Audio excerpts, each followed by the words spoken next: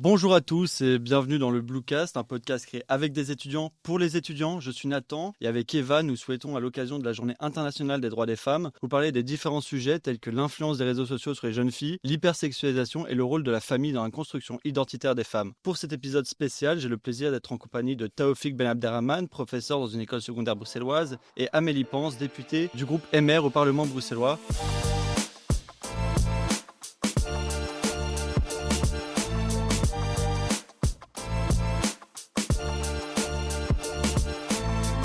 Bonjour. Bonjour.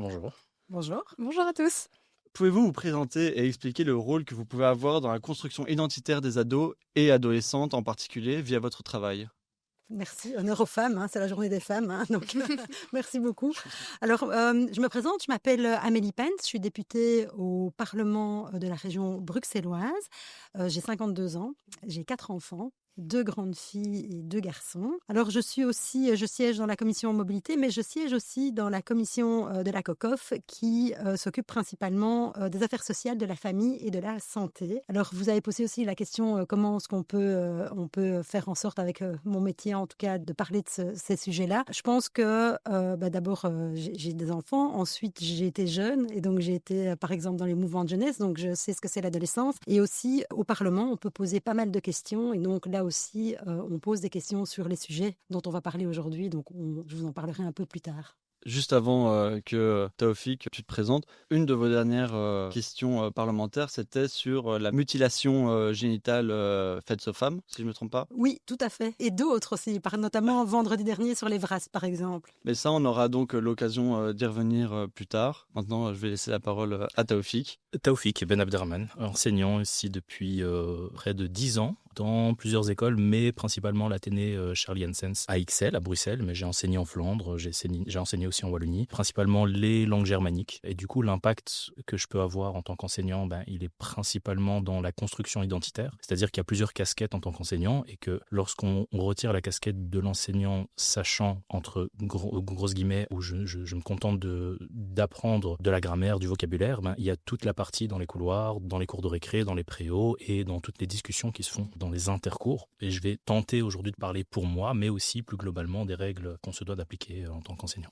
Merci beaucoup. Donc aujourd'hui, les réseaux sociaux sont entrés dans le quotidien des adolescentes et beaucoup se comparent aux images photoshopées ainsi qu'à des situations fictives qu'elles peuvent voir sur ceux-ci. Quelle sensibilisation est-ce qu'on pourrait faire pour sensibiliser les jeunes filles afin d'éviter que celles-ci se comparent de manière excessive ? Car ça peut parfois créer de nombreux mal-être en fait. Alors, les réseaux sociaux, je pense que quand j'étais jeune, n'est-ce pas, ça n'existait pas. Donc, je pense que ça peut avoir ça peut être très bénéfique sur certains aspects, mais ça peut être aussi très toxique sur certains aspects parce que ça vous montre pas toujours la réalité, évidemment. Et donc, ça vous montre des corps parfaits, des vies parfaites. Et donc, un monde rêvé. Tout ça, il faut bien se rendre compte que c'est souvent une mise en scène. Je pense qu'aussi, il y a une certaine pression qui va pousser certaines jeunes filles à chercher des solutions extrêmes, la perfection. Alors récemment, justement, j'ai posé une question au ministre au Parlement bruxellois parce que je me suis inquiétée de voir, par exemple, sur TikTok, de nombreuses jeunes filles en fait qui achètent en ligne de l'acide hyaluronique ou du Botox et qui se font des injections elles-mêmes, voilà, pour rester jeunes. Et donc je pense que là, il y a un danger. Donc il faut vraiment protéger les jeunes contre toutes ces pratiques dangereuses. Je pense que c'est vraiment important. Et donc pour sensibiliser, je pense qu'il faut en parler. Il faut aussi en parler à l'école, bien évidemment, mais aussi entre amis, en famille. Et je pense qu'il y a de plus en plus d'influenceuses sur les réseaux sociaux qui montrent la vraie réalité. Et donc ça, je trouve que c'est aussi bien, ou certaines stars qui se montrent sans make-up. Et donc ça, je pense que c'est bien aussi de montrer c'est quoi la vraie réalité en fait. Vous parlez de mise en scène. Et le terme me paraît plus que pertinent, parce qu'effectivement, je ne compte plus le nombre d'élèves qui viennent à un jeune âge demander « Mais monsieur, comment est-ce que je fais pour atteindre ce physique-là ?» Fille comme garçon d'ailleurs. Sauf qu'il suffit d'un regard en tant qu'adulte et avec un esprit critique, il suffit d'un regard pour s'apercevoir que le jeu de lumière, le Photoshop qu'il y a derrière, etc., fait en sorte que c'est une image qui, de nouveau, est mise en scène. Égalité des sexes oblige, je ne vois pas vraiment de différence entre les garçons et les filles qui ont des images absolument fantasmées de ce qui est atteignable, mais j'ai peut-être l'impression que c'est un petit peu plus exacerbé dans le côté mal-être des filles, là où un garçon va très vite s'apercevoir qu'effectivement, j'atteindrai jamais ce score-là, ou alors très difficilement, ou alors lorsqu'il se rend compte qu'il va falloir peut-être un petit peu plus que quelques suppléments alimentaires et des petites doses de prot. Les filles vont venir au-delà de simplement l'aspect fitness, il y a l'aspect make-up, il y a l'aspect coiffure, il y a l'aspect vêtements, il y a tout un tas de choses où elles essayent constamment, et encore une fois, je ne parle ici que de ma maigre expérience en tant qu'enseignant, de ce que je vois, beaucoup se sentent très très mal. Il n'y a pas que la blague, il y a dans les couloirs, ça persiste, ça continue et ça ne parle que de ça. Donc oui, la sensibilisation oblige. On a parfois des formations, on tente d'en parler. Je pense que le plus important, c'est d'essayer de leur montrer ce que c'est qu'un esprit critique, une vision critique de ces images. Mais le problème, c'est effectivement, le cours, c'est 50 minutes. Et dans un cours, on essaye quand même de donner cours. Du coup, ces 50 minutes écoulées, il y a beaucoup plus de minutes où ils sont avec leurs collègues et sur ces fichus écrans. Je vous en prie. Oui, bien sûr. Je peux réagir. Comme ça fait un peu plus. Je trouve que c'est bien s'il y a des réactions. Discussion. Voilà, si je peux me permettre. Je pense qu'aussi, ce qui est super important aussi, que ça soit la famille, les amis, l'école, c'est aussi donner l'estime de soi aux enfants. C'est aussi, en tant que parent, c'est pas dénigrer ses enfants, leur dire il faut pas non plus leur dire qu'ils sont tout est beau, tout est joli, mais je veux dire, il faut aussi leur donner confiance en eux-mêmes, parce que souvent, c'est parce qu'on a un manque de confiance en soi qu'on arrive dans des dérives. Et donc, je pense que si l'école, à travers l'Evras, j'ai vu qu'il y avait dans le programme de l'Evras certains points sur justement comment faire en sorte que depuis le plus de jeune âge, donc à la maternelle, on donne aux enfants l'idée vraiment, c'est quoi avoir l'estime de soi, la confiance en soi. Et donc là, je pense que ça va leur permettre aussi de passer à travers, en fait. Exactement. Et bien que la plupart des réflexions que les adolescentes peuvent se faire ont lieu dans les couloirs ou dans la cour, comment est-ce que les profs peuvent déceler les jeunes filles qui souffrent de ces comparaisons à outrance et parfois même qui souffrent de TCA, donc de troubles du comportement alimentaire en fait? Quels sont les signes et comment est-ce qu'on peut les aider? Ici, on rentre en période de congé scolaire et traditionnellement, juste avant la rentrée, on fait un espèce de petit goûter avec nos élèves. Ils en sont friands. C'est quelque chose d'assez flagrant. Il y a dans pas mal de classes des jeunes filles qui refusent de manger, qui d'un coup s'arrêtent de manger brusquement. Donc elles participent à ce goûter, mais immédiatement elles se rappellent de leur programme alimentaire. Et parfois ça va bien au-delà du programme lorsqu'on se rend compte qu'elles n'ont pas pris de repas. Il suffit de demander aux collègues, dire tiens, tu l'as vu manger à midi, tiens, tu l'as vu prendre sa collation. Pas du tout. Et alors les éducateurs rentrent en compte à ce moment-là, on leur fait part parce que forcément on est un petit peu limité. Vous parlez des parents. Je dirais que malheureusement, lorsqu'on rencontre les parents, c'est bien souvent ceux qui n'en ont pas besoin qui réagissent le plus. Et on se retrouve parfois confronté à des situations où la discussion serait plus que nécessaire, mais le parent ne répond jamais, le parent ne vient pas aux réunions, et alors on se retrouve avec les enfants les plus sains, à tous les niveaux, qui redoublent d'efforts. On aimerait bien voir les autres. Et là, c'est une autre problématique, c'est comment atteindre les enfants qui en auraient le plus besoin. En tout cas, en salle de classe, on essaye effectivement de diversifier. Je vais donner un exemple très concret. Je donne cours de néerlandais. Mon texte de compréhension à la lecture ou à l'audition, eh bien, je vais tâcher de diversifier un petit peu les images que j'ai dans mes représentations. Avec les petits, je moet iemand beschrijven in het Nederlands. Il faut décrire quelqu'un. On apprend à décrire ses voisins, ses voisines. Eh bien, je vais introduire discrètement des schémas et des visuels très différents. Merci ChatGPT, merci l'IA qui favorise ça. Mais du coup, on a des exercices où on essaye de valoriser de manière beaucoup plus globale et beaucoup plus large les différents physiques, morphologie, type, tout ça.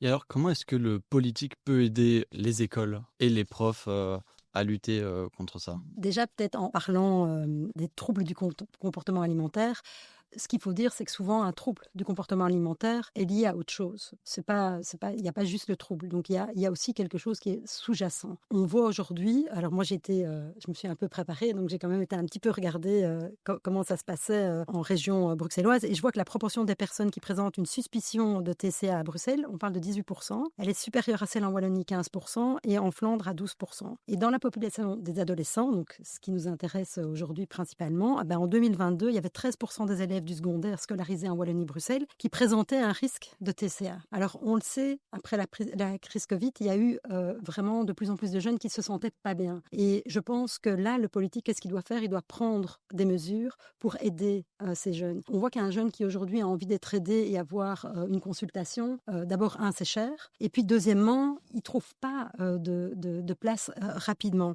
Donc, je pense que là, c'est très important de régler le problème du coût. Et donc là, dans l'accord de gouvernement, voilà, je tiens quand même à le dire, on parle beaucoup de l'accord de gouvernement et des choses qui sont pas bien, mais là, il y a une chose quand même, c'est de permettre les soins en santé mentale, la gratuité jusqu'à 23 ans. Et donc ça, je pense que c'est aussi quelque chose qui peut aider. Je pense aussi dans les écoles, mais peut-être que vous allez pouvoir plus en parler, mais je pense aussi que vous pouvez parfois orienter vers les PMS, peut-être des enfants qui ont des familles qui ne réagissent pas toujours à vos appels du pied, on va dire. Tout à fait.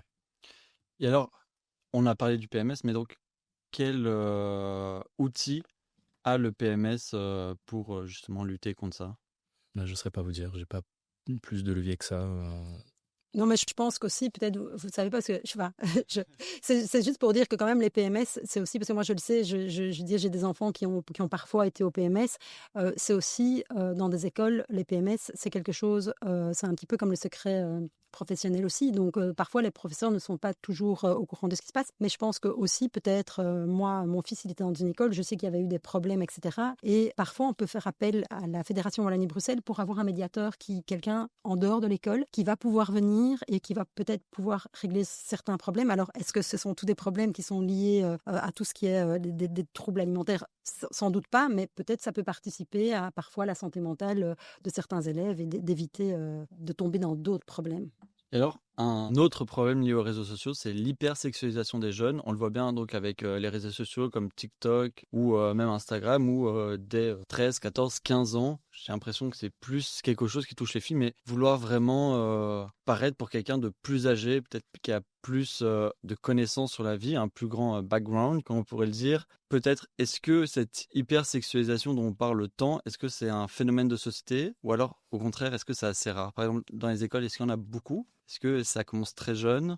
Ça commence de plus en plus jeune. Encore une fois, de ma maigre expérience, je prétends pas ici avoir des réponses absolues, mais je le constate, mes collègues le constatent, et je suis sûr que bon nombre de collègues dans d'autres écoles corroboreront ce que je dis ici, mais c'est vrai que de plus en plus jeune, de plus en plus loin, il y a de moins en moins de limites. C'est-à-dire que tu parles des jeunes filles qui veulent paraître avoir plus d'expérience ou plus âgées, et c'est vrai qu'elles ont plus d'outils, je veux dire un peu de make-up, un peu d'apparat, et on a tout de suite l'air plus âgé d'un point de vue pragmatique. Le jeune homme, se faire pousser une moustache ou se faire pousser une barbe, c'est pas aussi simple. Et du coup, c'est vrai que on est souvent surpris, on voit les photos de classe et on se dit ah oula, c'est une deuxième secondaire, ça c'est vraiment une troisième secondaire. Et alors les conversations, c'est compliqué, et je dirais que on tente de conserver sa place d'enseignant. C'est-à-dire que je parlais des casquettes un petit peu plus tôt, c'est difficile de savoir quand il faut revêtir la casquette de psychologue, de coach, parce que dans tout ça, je dois enseigner les langues. Et du coup, il y a souvent des conversations qui dérapent un petit peu. On essaye de toujours leur inculquer cet esprit critique et cet esprit de limite. Il faut savoir où s'arrêter, mais j'ai pas envie d'avoir l'air réactionnaire. Je sais que je peux considérer des choses tout à fait normales et que mes collègues vont trouver complètement gravissime. Et du coup, je pense qu'il faut laisser la question ouverte et il faut surtout regarder les études pour voir quel comportement est réellement à risque. Je suis d'une époque où effectivement flirter c'était quelque chose de complètement pas du tout admis en tout cas, qu'il fallait absolument pas laisser faire, que c'était les garçons d'un côté, les filles de l'autre. Et j'ai connu ça. C'est plus du tout la même époque.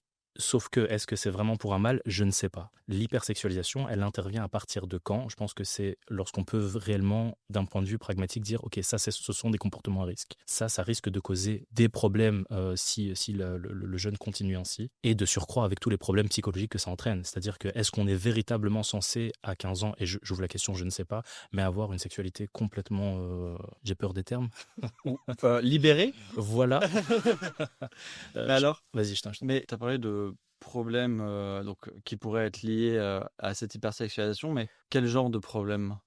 Pour donner des exemples, je vois un jeune qui a 15 ans s'automutile et encore une fois, je stoppe ma casquette d'enseignant pour prendre celle de psychologue et encore une fois, il faut savoir s'arrêter parce que ça, c'est le boulot de ceux qui sont plus compétents que moi. Mais en tout cas, il y a une réalité du terrain, c'est-à-dire que je peux pas juste me taire et me dire tu vas voir l'éducateur si l'enfant en question ou si le jeune s'entend bien avec moi.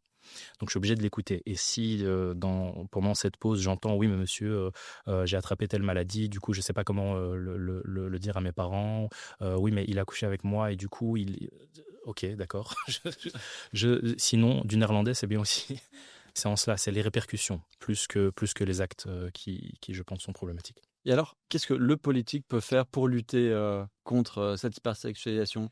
On essaye de limiter les réseaux sociaux aux plus jeunes, mais qu'est-ce qu'il y a de plus qu'on peut faire? D'abord, l'hypersexualisation, je pense que c'est un vrai phénomène. Je pense que ça se transmet via les réseaux sociaux, mais pas que, les publicités aussi. Donc, je pense que d'un côté, tout ce qui est la TV, les publicitaires, etc., eux pourra aussi avoir des codes de bonne conduite, hein, donc pour montrer les bonnes images. On parlait de tout ce qui était TCA et tout ça. Il faut aussi savoir, moi j'ai vu des publicités où en fait vous pensiez que c'était une cuisse avec un foulard autour pour une crème amincissante, et en fait vous apprenez qu'en fait c'est la photo d'un coude retouché sur Photoshop. Donc je veux dire, quand vous voyez tout ça, il faut faire très attention. Et je pense qu'aussi, que ça soit les médias en général, doivent aussi avoir un code de bonne conduite par rapport à ça. Je pense, on parlait d'hypersexualisation dans les écoles. Moi, j'ai un fils qui a 10 ans. Quand l'EVRAS a été mis en place, il y a eu beaucoup de rejets par rapport à l'EVRAS. Et moi, je me souviens que le directeur de l'école de mon fils était venu dans la classe où il y avait beaucoup de parents qui posaient la question par rapport à l'EVRAS. Et il a simplement expliqué une chose. Vous savez, vous pensez que vos enfants sont protégés, etc. Mais sachez une chose, pas plus tard que la semaine passée, on a eu un garçon de 5e primaire qui était avec son téléphone dans la cour de récréation et qui a montré des images pornographiques dans la cour de récréation, dans une cour où vous avez des enfants qui sont de maternelle jusqu'à 12 ans. Hein. Donc là, qu'est-ce qu'on fait? Le directeur, il a pris conseil auprès de quelqu'un qui était formé à l'EVRAS. Il a prévenu les parents en disant voilà ce qui s'est passé, on vous propose d'avoir quelqu'un qui va venir en classe. Vous n'êtes pas obligé de mettre votre enfant dans la classe, mais nous, on trouve que c'est nécessaire de leur expliquer que ce n'est pas la réalité, ce qu'ils voient. Ce n'est pas la réalité, ce n'est pas comme ça qu'un homme et une femme, ou que 2 hommes ou que 2 femmes ont des relations intimes. C'est pas la réalité. Après, moi, je pense qu'il faut surtout, de nouveau, c'est toujours la même chose, c'est travailler sur leur respect, mais aussi sur le consentement. Je veux dire, c'est très important. Des jeunes filles qui se dénudent, qui pensent qu'elles font ça de manière bienveillante avec quelqu'un, qu'elles pensent qu'elles peuvent avoir confiance, et puis ça part sur les réseaux sociaux. Alors, il y a des balises qui doivent être mises, ça c'est certain. Donc, le politique, de nouveau, qu'est-ce qu'il doit faire? Je rebondis souvent sur les VRAS, ça c'est une chose, où de nouveau, il y a des gens qui sont formés pour venir expliquer ça clairement aux enfants, de plusieurs niveaux. Et puis, je pense que, oui, c'est ce que je l'ai dit, hein, donc l'autorégulation de tous les secteurs des médias et de la publicité, je pense que c'est très important. Les parents doivent aussi en parler sans tabou. Et quand je parle de l'EVRAS, on sait que dans certaines écoles, ils ne veulent pas faire les heures de cours EVRAS dans certaines écoles à Bruxelles. Et donc ça, c'est très important aussi. Hein.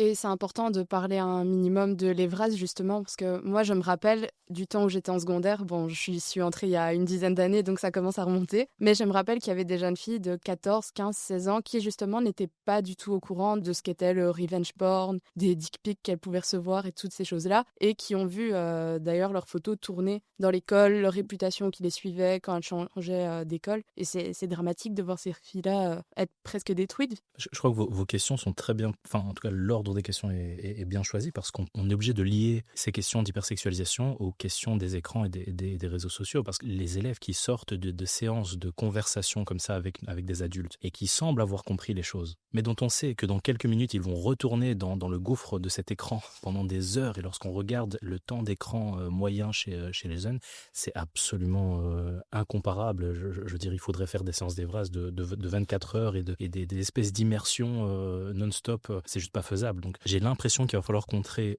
et les réseaux sociaux et les mentalités en même temps, et qu'on ne pourra pas faire l'un sans l'autre. Du coup, l'interdiction des écrans, je crois que c'est quand même aussi une des solutions. Voilà, c'est ce que la ministre a mis en place. Et je pense que, je ne sais pas ce que vous en pensez en tant que professeur. Est-ce que c'est quelque chose qui est plutôt un allié pour vous, et que c'est la loi, c'est comme ça, on n'a plus d'écran.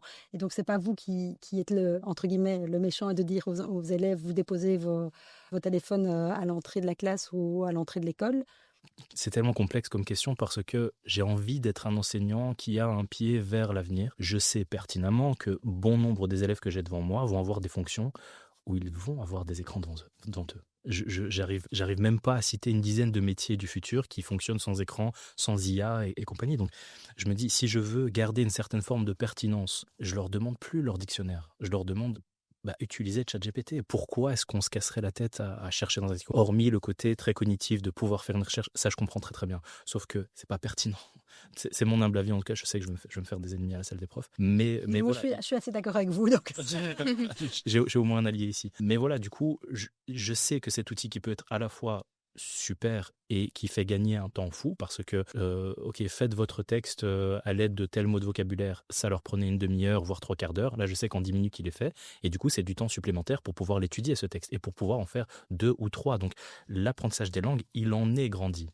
Mais à côté de ça, je sais que 3 clics plus loin, ils ont des images pornographiques au mieux, au mieux pornographiques. Donc, je me dis que c'est incontrôlable. En tout cas, ici, véritablement, c'est quelque chose qui, je sais, qui va trouver écho chez mes collègues. On est démunis face à ce souci. Est-ce qu'on doit complètement interdire les téléphones? Certains collègues le font. Certains collègues demandent véritablement de déposer les téléphones dans une boîte en début d'heure. Mais à côté de ça, on en perd en pertinence. Ces élèves qui se réveillent avec un écran, ont des écrans au poignet, regardent les écrans pour l'horaire du métro, qui regardent leur série dans le train en arrivant. Je ne peux pas leur parler à la craie. C'est juste pas pertinent à cette époque-ci. Non, mais vous pouvez avoir le téléphone pour des raisons pédagogiques. Hein. Oui, tout à fait. Mais bien sûr, monsieur. Ici, je le vois bien quand j'étais encore en secondaire, ce qui remonte à quand même un bon nombre d'années. Il y avait déjà, il y a 10 ans, cette mentalité où en fait, c'était compliqué de, pendant 8 heures à l'école, ne pas utiliser son téléphone. Il y avait même un prof dont je tairai le nom, qu'on appelait le sniper, parce que dès qu'on sortait le téléphone, il le prenait directement. Mais j'imagine que c'est un phénomène qui s'amplifie d'année en année, où vraiment les jeunes ne savent plus faire sans. C'est pour ça que la question que je pose ici, c'est est-ce qu'il faut intervenir de manière matérielle, c'est-à-dire véritablement enlever les téléphones, parce qu'il ne faut pas compter sur la maturité de nos élèves? Ou alors un problème plus profond et une problématique plus profonde où il faut que ces élèves-là comprennent par eux-mêmes que certains sites ne sont pas bons pour eux, je ne sais pas. Outre les réseaux sociaux, la famille joue un rôle fondamental dans la construction identitaire chez les jeunes filles. On voit bien que l'approche des parents va changer en fonction de si leur enfant est une fille ou un garçon. Par exemple, avant une soirée, on va dire aux filles de faire attention, que ce soit par le chemin qu'elles vont emprunter pour se rendre jusque-là ou rentrer, sur leur tenue vestimentaire, et aussi de faire attention à leur verre, alors qu'aux garçons, on va simplement leur dire de profiter de leur soirée. Donc, comment pensez-vous que ça influence l'expérience des jeunes filles? Ça l'influence, c'est certain. Ayant conscience du problème, vous savez, je dirais que même si je le sais, je le fais quand même. C'est-à-dire que j'ai une fille, je lui interdirais certains endroits. Même si je sais que je devrais lutter contre cette vision et que je devrais construire une identité sexuelle beaucoup plus neutre de ma fille, mais je vais quand même le faire. Je n'ai pas la réponse, malheureusement. Je le vois, je le constate. Et encore un sujet où, en tant qu'enseignant, en tout cas, on est démunis. On essaye d'être neutre. Encore une fois, je vais parler d'esprit critique. On va essayer de visualiser les thématiques en cours de langue, en tout cas, où on a la chance d'aborder plusieurs thématiques. Eh bien, on va toujours l'avoir de manière la plus critique possible. On va essayer de construire des identités sexuelles et des identités globales beaucoup plus neutres qu'auparavant, mais persistent quand même ces dangers. Ici, vous faites allusion à ce cas de figure. Une fille qui va sortir le soir, forcément, elle aura plus de mal qu'un garçon. C'est dramatique, mais je n'ai pas de réponse. Moi, j'ai 2 filles et 2 garçons, donc c'est 23, 21, 17 et 10. C'est sûr que je vais être plus attentive à mes filles. Je vais leur dire oui, faites attention.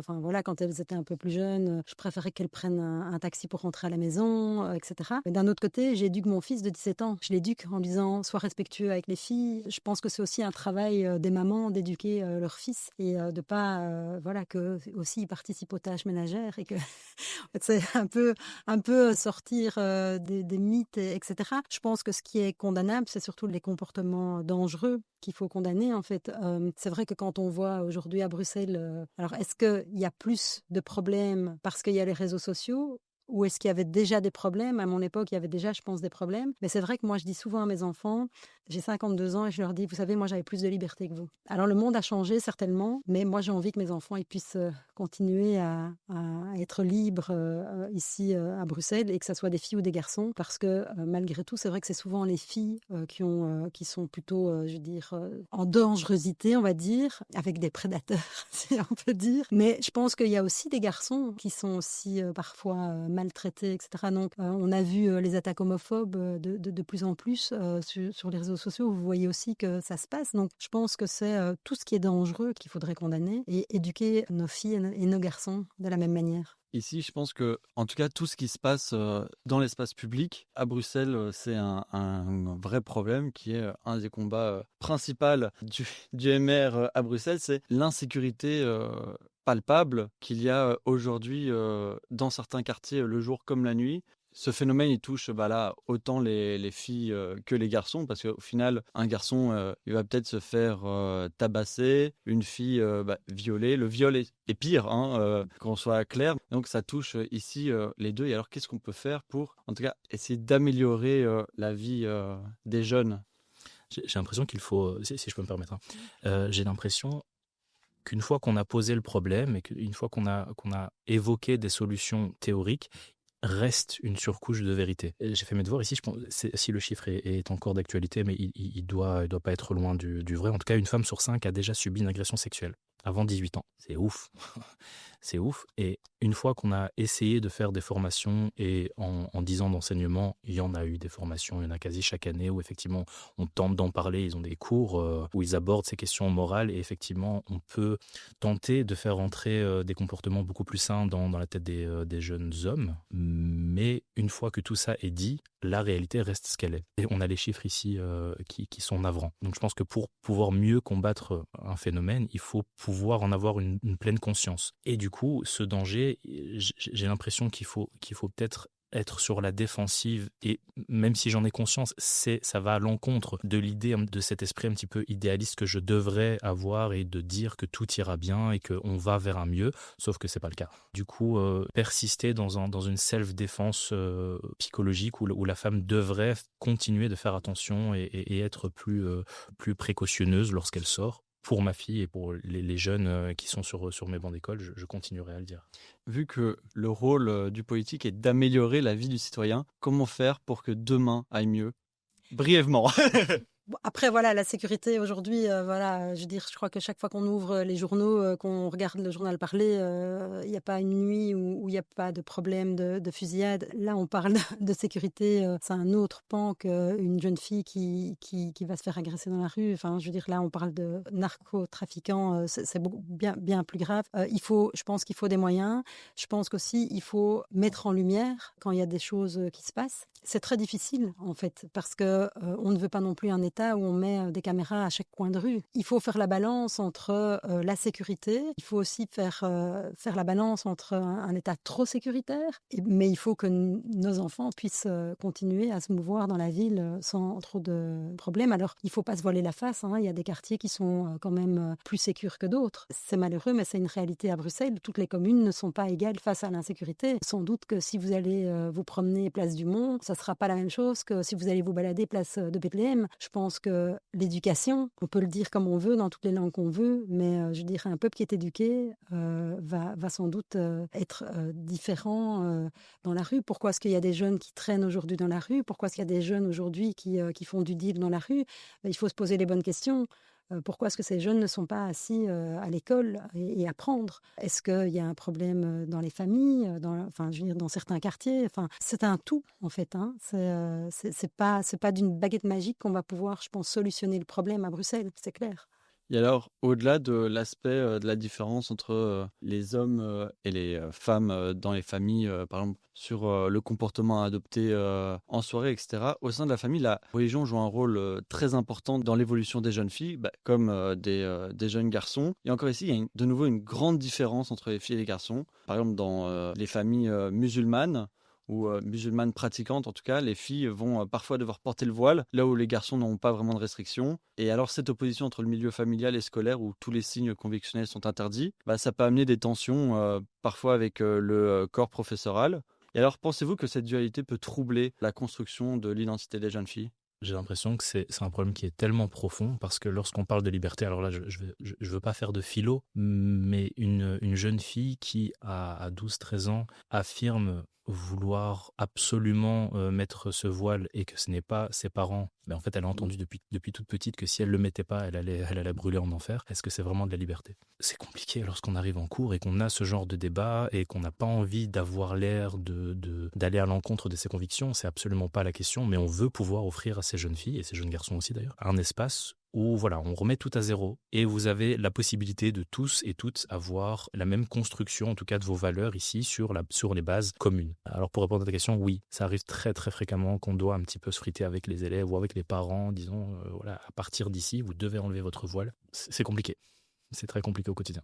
Moi, je dirais clairement, l'école doit être neutre. Je veux dire, ça doit être un espace où les élèves sont là pour apprendre. Alors, d'abord, dans les petites classes, c'est apprendre, à lire, à compter, à parler convenablement. Je pense que c'est la base. Moi, en tout cas, je pense que la religion n'a pas sa place, ou en tout cas, un professeur, je pense, doit être neutre aussi. Et peu importe le signe convictionnel qu'il porte, parce que c'est vrai qu'on focalise tout le temps, sur le voile. Et moi, par rapport au voile, c'est vrai que moi, j'ai été éduquée dans une famille judéo-chrétienne, etc. Donc, c'est vrai qu'il n'y a pas de voile, personne ne porte le voile dans ma famille. Donc, je travaillais et j'ai une dame qui venait nettoyer chez moi les bureaux. Et cette dame, chaque fois qu'elle rentrait dans le bureau, elle enlevait son voile. Et puis, quand elle repartait, elle remettait son voile. Et je lui ai dit, mais tu sais, moi, je t'ai pas demandé d'enlever ton voile quand tu viens nettoyer les bureaux chez nous. Je veux dire, c'est ta liberté. Elle me dit, non. Et je lui dis, tiens, est-ce que je peux te poser la question, pourquoi tu portes le voile ? Elle me dit, mais tu sais, Amélie, moi, je viens de Casa. À Casa, on porte pas le voile. Moi, je portais pas le voile à Casa. Et je dis, ah, et alors pourquoi tu portes le voile ? Elle me dit, mais moi, je porte le voile parce que quand je vais chercher mes enfants à l'école, et elle habite à Laken, elle me dit, mais en fait, si je mets pas le voile, on dit à mes enfants que leur mère est une pute. Et donc, je pense que les personnes qui ont envie de porter le voile, ça doit rester une liberté. Et moi, j'ai pas de souci quand je vais quelque part et qu'il y a quelqu'un qui porte le voile et qui, dans un magasin, qui me sert, tout ça, j'ai pas de souci. Mais je pense que l'école doit offrir un terrain neutre pour que ces jeunes filles puissent grandir et se faire leur propre idée. Si elles veulent après porter le voile et que c'est leur choix et que c'est pas quelque chose qu'on leur a dit depuis qu'elles sont toutes petites, à ce moment-là, je pense qu'il n'y a pas de souci. Mais je pense que ça doit être un choix personnel et un choix entendu et pas quelque chose qui est imposé. C'est ce qui va aussi avec tout le comportement qu'il y a derrière. Donc le voile, c'est un petit peu symptomatique aussi d'un comportement à adopter en tant que femme, en tant qu'une bonne épouse, une bonne sœur, une bonne fille, dans un contexte religieux. Et effectivement, ça reste problématique, comme tu l'as annoncé, Nathan. Si tu mets le voile, ça veut dire que tu vas avoir un certain comportement. Si tu ne le mets pas, ça veut dire que tu auras un certain autre comportement. Et du coup, oui, la religiosité ici, et pour refaire le lien avec les réseaux sociaux, et le nombre de fois où j'ai vu des élèves qui, pendant les pauses, ont sur TikTok regarder des vidéos de propagande presque religieuse, c'est fou. Et encore une fois, on se sent impuissant avec nos quelques minutes de cours. Ouais. Il existe un autre phénomène, pas religieux ici, mais culturel, qui touche exclusivement les femmes, bien que plus rare, et il s'agit de l'excision. Donc l'excision est une pratique qui consiste en l'ablation totale ou partielle des organes sexuels externes féminins. Alors quel rôle peuvent avoir l'école et le politique dans la prévention et la protection des jeunes filles qui pourraient subir ça ? Tu as parlé d'une chose, mais aussi, si on veut être très cru, c'est aussi parfois coudre, carrément. Donc, c'est assez impressionnant. Et honnêtement, moi, je connaissais pas bien le sujet. Et donc, je me suis un petit peu renseignée. J'ai d'ailleurs posé une question là-dessus au Parlement. Parce que j'ai été assez étonnée de connaître le nombre de jeunes filles que ça touchait en région bruxelloise, et on parle de quasiment 10 000 jeunes filles. Et donc ces 10 000 jeunes filles, c'est souvent ce qui se passe, c'est souvent quand elles retournent au pays, en fait, que ça se passe. C'est pas spécialement fait sur le territoire de la région bruxelloise. Donc pour moi, je pense que l'école a un rôle peut-être à jouer par rapport à ces jeunes filles, mais de nouveau, peut-être sans doute à travers les VRAS, d'un peu de leur expliquer ce que c'est, qu'elles le sachent aussi, que quand elles retournent parfois dans leur pays d'origine, elles savent ce qui est possible qu'il puisse se passer et qu'elles ont le droit de dire qu'elles ne consentent pas à ce genre de choses. Je pense qu'au niveau politique, on doit vraiment renforcer tout ce qui est sanctions. Et alors aussi, il y a la promotion de la santé qui a été faite et il y a eu des actions de prévention. Et il y a aussi un groupe qui s'appelle le GAMS qui travaille beaucoup en fait là-dessus, qui informe beaucoup et qui a mis des outils en place pour les médecins de première ligne pour qu'ils puissent, en fait, c'est un outil où il y a des questions et en fait avec ça, ils peuvent aussi prévenir et de voir si la jeune fille qui est en face d'eux est susceptible d'avoir ce genre de problème quand elle rentre au pays. Donc oui, je pense que c'est très très important à suivre et que ça concerne 10 000 jeunes filles. Donc c'est énorme. Oui. C'est énorme, c'est horrible. Ici, la question de non-consentement, moi, elle m'interroge parce qu'une fille j'essaie de comprendre le processus et le fonctionnement familial. Je me dis qu'une fille qui a grandi au sein de ce genre de pratique doit voir d'un mauvais œil, ou en tout cas, elle entend très souvent dans sa famille que ceux qui essayent de l'empêcher sont des méchants. Parce que si tu le fais, c'est que c'est bien, en fait. Je suppose que ça doit avoir une origine religieuse ou culturelle très forte. Mais du coup, encore une fois, je reviens sur ce que je disais un petit peu plus tôt, ceux qui en auraient le plus besoin sont bien souvent les parents qui ne viennent pas aux réunions ceux en tout cas des jeunes qui sont pas du tout preneurs parce que très hermétiques, parce que très enfermés dans leur concept culturel. Donc j'ai l'impression qu'il va falloir faire mieux. Il va falloir faire mieux dans le côté prévention en tout cas, parce que là pour le coup on a eu pas une formation mais une espèce de conversation avec des témoignages, et la plupart des jeunes ne comprenaient même pas. Et je me dis que ceux et celles qui sont dans le domaine, qui sont dans le cas de figure en tout cas familial où ça aurait eu lieu, comment rentrer dans leur famille, comment le savoir, comment percevoir dans ce genre de famille que c'est une pratique qui se fait, parce qu'effectivement 10 000 statistiquement ça veut dire que peut-être que j'en ai eu devant moi, quoi. Et c'est ouf. Bah écoutez, je pense que ici on touche un peu à la fin de nos questions. Vous avez tous les deux très bien répondu et ça a été un vrai plaisir de vous avoir. Merci beaucoup d'avoir abordé donc tous ces sujets avec nous. Et alors à tous ceux qui nous ont écoutés, n'hésitez pas à nous rejoindre sur les réseaux sociaux de la Fédération des étudiants libéraux et à nous donner votre avis. N'hésitez pas non plus à suivre Amélie Pense sur les réseaux sociaux et suivre son travail parlementaire. Voilà, Taoufik, Amélie, merci. Merci à toi. Merci beaucoup et bonne journée de la femme.